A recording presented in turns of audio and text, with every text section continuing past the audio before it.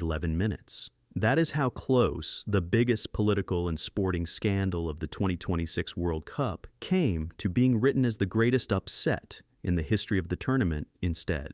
In Atlanta, a nation of over 100 million people that had never won a single knockout match at a World Cup came within touching distance of eliminating the defending champions and the greatest player alive, only to watch the result and the fairness of the entire competition unravel in the final minutes under circumstances that are now the subject of a formal complaint to world football's governing body. This is not just the story of a football match. It is the story of a diplomatic incident dressed up as a sports headline, a clash between a rising football nation and the sports establishment, and a controversy that has forced FIFA itself onto the back foot just as the World Cup enters its most politically sensitive stretch. Argentina, ranked #1 in the world and defending champions, walked into Mercedes-Benz Stadium against Egypt expecting a routine step toward the quarterfinals. Egypt walked in as a team that had waited nearly a century for this moment. Founded football obsessives, having attempted to enter the very first World Cup back in 1930 before missing the boat to Uruguay, Egypt had played 7 World Cup matches across 3 earlier appearances and had never won a single one. 0 wins in nearly 100 years of trying. Coach Hassam Hassan had promised before the tournament that his country would finally show up differently, and his team delivered, beating New Zealand for the country's first ever World Cup win, then eliminating Australia on penalties to reach the knockout stage for the first time since 1934. So, when Egypt walked out against the world champions with, on paper, nothing to lose, they played like it. Fearless, physical, completely unbothered by the shirt on Lionel Messi's back. Inside the first 15 minutes they were ahead, a corner whipped in by Marwan Adia, met by a thunderous header from Yasser Ibrahim that beat goalkeeper Emiliano Martinez clean. Argentina, who had not trailed at halftime of a World Cup match since Germany's brutal 4-goal beatdown of them back in 2010, suddenly looked lost. 6 minutes later came a moment that should have swung the entire match back toward Argentina, and instead broke something in Messi. Hossam Hassan, the Egyptian defender sharing a name with his own head coach, brought down Nicolas Tagliafico inside the box. French referee François Letexier pointed to the spot. This was supposed to be the redemption arc, the greatest player of his generation, stepping up in what may be his final World Cup. Instead, Messi struck it poorly, and Egyptian goalkeeper Mostafa Shabir dove to his left and saved it, making Messi the first player in World Cup history to miss 2 penalties in the same tournament. In a career built on records, that is the one nobody wanted. There is a family story buried inside that's save worth knowing because it says something about how football memory works across generations. Shabir's father, Ahmed, was Egypt's goalkeeper at the 1990 World Cup, and his blatant time wasting against Ireland in that tournament was so shameless, it became one of the direct catalysts for football, introducing the back pass rule shortly afterward. 3.5 decades later, his son was single-handedly holding off the world champions on the sport's biggest stage. One generation's most notorious delay tactic gave way to the next generation's most heroic goalkeeping performance of the tournament. Shabir was not finished. He denied Alexis Mac Allister point blank, watched Messi's curling free kick crash off the outside of the post, and somehow kept out Julian Alvarez from close range after a defense-splitting pass left Alvarez stunned that the ball had not gone in. Argentina went into the locker room at halftime down a goal, rattled and completely without answers. Then the match tipped into the moment that has since triggered an official protest to FIFA. Early in the second half, Egypt broke forward, Mohamed Salah slid through a perfectly weighted pass, and striker Mostafa Zico, a player literally named after Brazilian legend Zico, buried it. 2-0. Egypt were, for a few seconds, through to the quarterfinals of a World Cup for the first time in the nation's history. The bench emptied in celebration. Then the video assistant referee started rewinding the footage again and again, eventually landing on a passage roughly 30 seconds before the goal, where Atia had tugged lightly at Lisandro Martinez's shirt and clipped his toe. The goal was wiped off the board. To understand why this call detonated so much anger in Cairo and why Egypt's federation has now escalated the matter all the way to FIFA headquarters, you need to understand the refereeing culture of this exact tournament. FIFA's head of referees, Pierluigi Collina, had explicitly instructed officials before this World Cup to let ordinary physical contact go and keep matches flowing, a direct response to complaints in recent tournaments that games were being strangled by whistle-happy officiating. It worked. Fouls across this World Cup have dropped to an average of roughly 22.5 per match, down from about 25 per match in 2022 and 27 per match in 2018. The entire refereeing philosophy of this tournament has been built around letting shirt tugs and minor contact play through. Then, in the one passage of play that decided whether Egypt reached the quarterfinals of a World Cup for the first time ever, the video assistant referee went hunting for exactly that kind of contact on a replay monitor, 30 seconds upstream from the goal. Critics, including several match commentators in real time, argued the review sat right at the edge of what the video assistant protocol is supposed to cover, even though the International Football Association Board's own laws of the game do technically permit reviewing fouls in the build-up to a goal. Whether it was legal is not really the argument Egypt is making. The argument is consistency. Earlier in this same tournament, a raised boot into an opponent's face in the Ecuador match went unreviewed and a goal was allowed to stand. If the standard all tournament has been to let physical contact play through unless it is truly serious, then rewinding half a minute of footage to erase a goal over a shirt tug is, in Egypt's telling, a completely different rulebook being applied to them. None of it mattered for long, because 8 minutes later, Egypt scored again anyway. No rewind, no review, no reprieve. Hassan burned past Nahuel Molina, cut the ball back, and Zico finished coolly. 2-0 for real this time. Argentina, the reigning champions, were 11 minutes from the most humiliating exit in the program's history, and Egypt were 11 minutes from a result that would have been remembered for a century. Then Messi found something. There's an actual tactical reason for what happened next, not just mystique. Coach Lionel Scaloni brought on Leandro Martinez for Rodrigo de Paul, a substitution that pushed Messi out toward the right flank, where he had been suffocated for 70 minutes by 3 defenders at a time whenever he touched the ball centrally. Out wide, he suddenly had room to breathe. In the 79th minute, he floated in a cross from the right, and Christian Romero rose above the Egyptian defense to head it home, 2-1. Minutes later, Messi produced a mazy dribble through traffic that nobody his age is supposed to still have in his legs, nearly setting up a teammate. Then, in the 83rd minute, Egypt failed to properly clear a loose ball. It dropped to Messi just inside the box, and he half-volleyed it with perfect technique under maximum pressure. Shabir got both hands to it and still could not keep it out. 2 apiece. That strike was Messi's 21st career World Cup goal, extending his own all-time record, and his 8th of this tournament alone, putting him one clear of both Kylian Mbappe and Erling Haaland in the race for the Golden Boot. It also made him the first player ever to score in 6 consecutive World Cup knockout matches.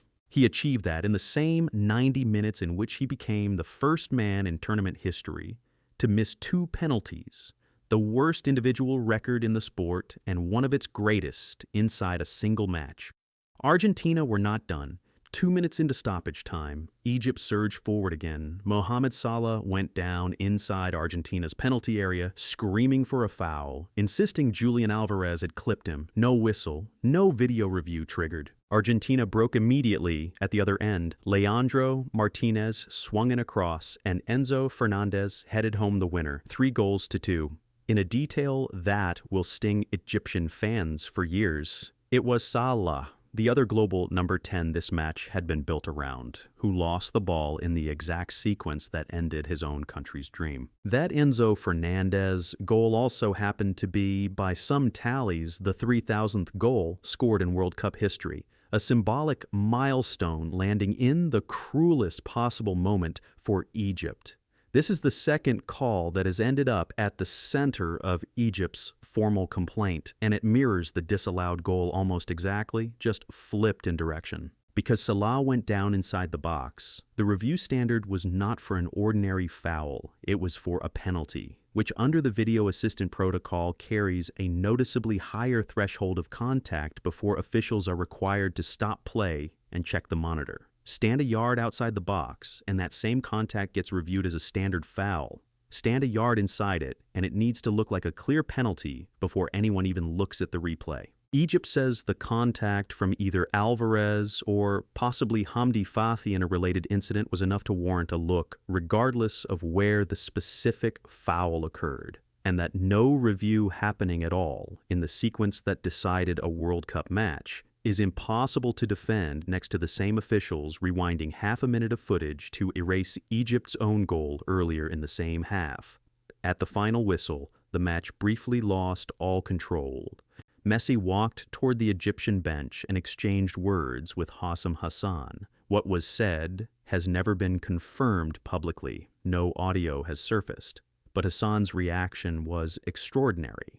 He crossed his arms into an X shape, which happens to be FIFA's official anti-racism gesture, introduced in 2024 specifically so that players and coaches can flag racist abuse and trigger the tournament's three-step discrimination protocol. He made that gesture directly at Messi and picked up a yellow card for it. Several Egyptian staff members then rushed toward the confrontation, and one of them charged at Messi with real physical aggression before Argentine players and match security pulled the situation apart. That staff member was shown a straight red card and escorted from the technical area. Neither FIFA nor the Egyptian Federation has ever clarified who Hassan's anti-racism gesture was actually directed at, or what specifically triggered it, and Hassan himself never referenced the gesture again in his post-match comments. What he did do instead was speak with startling bluntness to reporters. He told journalists that Argentina's victory was, in his words, entirely undeserved, and said he personally would refuse to watch the remainder of this World Cup once he returned home, calling it his own private protest against what he sees as an absence of fairness in the sport. He said his team had been treated unfairly and had suffered an injustice, that Argentina appeared to have institutional support at every level of officiating, and he asked pointedly why there is no fairness in sports. Striker Mustafa Zico backed him publicly, calling the injustice obvious from the opening whistle. Those comments did not stay confined to a post-match press conference. Within about a day, the Egyptian Football Association escalated the entire episode into a formal written protest to FIFA. Association President Hani Ebo Rida submitted an official complaint demanding a full investigation into referee Francois Letexier and his entire officiating crew, including the video assistant referee team. The complaint specifically flags 4 issues: the disallowed second goal, the missing penalty review involving Salah, the lack of any video assistant check on the incident involving Hamdi Fathi, and what Egypt describes as generally inconsistent application of the video review system throughout the 90 minutes. The Federation has gone further than simply asking for an explanation, formally requesting that FIFA remove Letexier's entire officiating team from the rest of the tournament while the investigation proceeds. Egyptian outlets have reported the Federation characterizing some of the disputed calls as amounting to discriminatory treatment, a serious accusation to put in writing to a governing body during an active World Cup. As of now, FIFA has not issued a public response confirming whether an investigation will actually open, and Argentina's federation has made no formal comment on Egypt's complaint at all. It is worth being fair to Argentina here because there is a real version of this story in which they are simply being unfairly dragged into a conspiracy narrative they did nothing to create. Nobody handed them that 92nd minute header from Christian Romero. No referee gifted Enzo Fernandez the composure to attack a cross with his country's season on the line in stoppage time. The disallowed goal was, by a literal reading of the rulebook, a foul in the build-up, arguably inconsistent with how the tournament had been officiated all month, but not invented from nothing. The non-call on Salah, under the higher threshold that applies specifically inside the penalty area, genuinely may not have met the bar for a spot kick. And Messi's stoppage time equalizer was pure technique that no official gave him. Former international Roy Keane, never known for handing out easy compliments, called this Argentina side street fighters who simply refused to give up, and Enzo Fernandez said much the same thing himself afterward, describing a group that never stops fighting, 4 years removed from lifting the trophy in Qatar and hungry to do it all again. Coach Scaloni was reportedly so emotionally drained afterward that he struggled to finish his own post-match interview. That is not, on its face, a team that needed officiating help to win, but both things can be true at once. And that is exactly why this controversy has not died down the way most World Cup officiating rows usually do within a news cycle. Argentina were genuinely heroic in that final quarter of the match. Egypt were also genuinely on the wrong end of a video review system that, by its own governing framework, applies different thresholds to nearly identical contact depending purely on which side of the penalty box line it happens to occur on. Egypt did not lose because FIFA wanted Messi to keep playing, and there is no evidence supporting a literal fix. Egypt lost because they could not hold a 2-goal lead for the final 11 minutes against the best team in the world, and because 2 almost mirror-image officiating decisions, 30 minutes apart, were interpreted under 2 different standards. Those are 2 separate wounds, and both of them genuinely hurt, which is precisely why Egypt's complaint to FIFA is unlikely to be dismissed quietly, especially with the tournament still going and every remaining fixture now under a brighter microscope for exactly this kind of inconsistency. Underneath the entire controversy sits a very human story that got somewhat lost in the arguing over stoppage time reviews. A 39-year-old man walked onto that field having just been publicly humiliated by a missed penalty, physically out-muscled by a defense a decade and a half younger than him, and by his own body language looked finished with barely 15 minutes remaining. He found something anyway. When his teammates lifted him into the air at the final whistle, mercifully without dropping him, he was in tears. A day earlier, Cristiano Ronaldo's tears after his own elimination had ended his World Cup for good. Messi's tears kept us alive. Argentina now travel to the quarterfinals in Kansas City, chasing something achieved only twice in tournament history, back-to-back World Cup titles, first by Brazil in 1958 and 1962.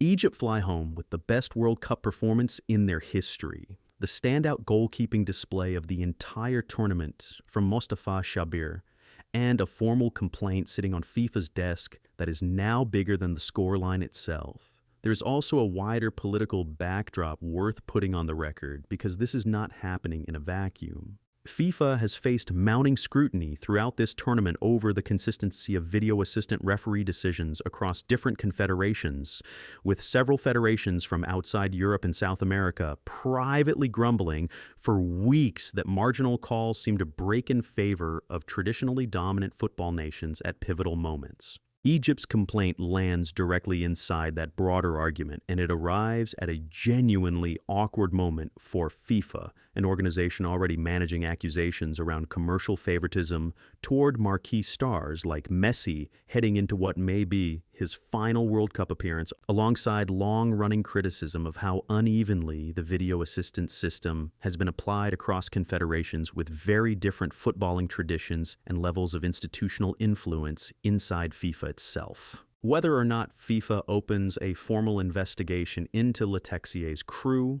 the optics of this specific match, world champions, a beloved veteran superstar, a rising African football nation eliminated by 2 contradictory calls in the same half, are exactly the kind of storyline that keeps pressure on FIFA's governance heading into the knockout rounds. For Egyptian football, the near miss carries its own complicated legacy regardless of how the FIFA complaint resolves.